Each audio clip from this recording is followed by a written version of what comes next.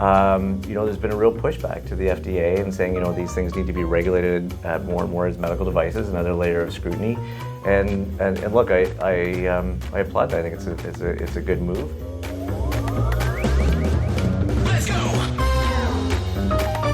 Hey Nick, I saw that the FDA just released a new set of regulations around laboratory developed tests as opposed to IVDs. Can you maybe elaborate? Yeah, absolutely. And a great question. This is quite a hot topic these days. As you know, we've developed a number of LDTs, or lab developed tests, here at Starfish Medical.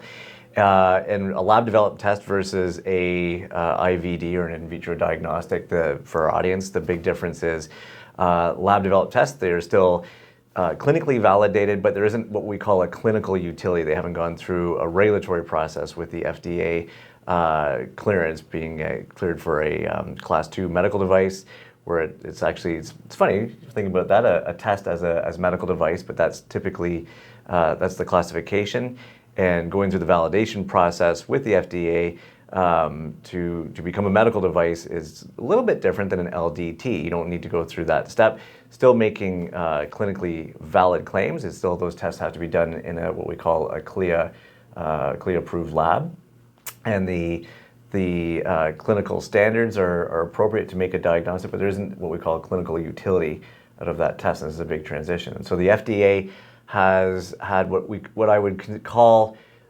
enforcement selectivity, where they haven't enforced on these things until recently. However, as these tests have become more and more complicated, as you know, we've done a few of these things with greater and greater implications, such as genetic testing, or making cancer diagnoses using AI and all sorts of interesting things.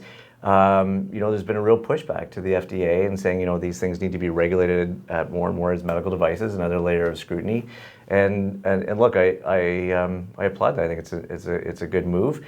But certainly, like any regulatory space, and anytime there's new regulatory I'll call it involvement in product development, there's going to be pushback and some changes that need to happen. So it's definitely an interesting thing. It's been a long time coming, frankly, and something as a product developer in this space, I look forward to, and I welcome it. It's interesting. Yeah, absolutely. Very interesting.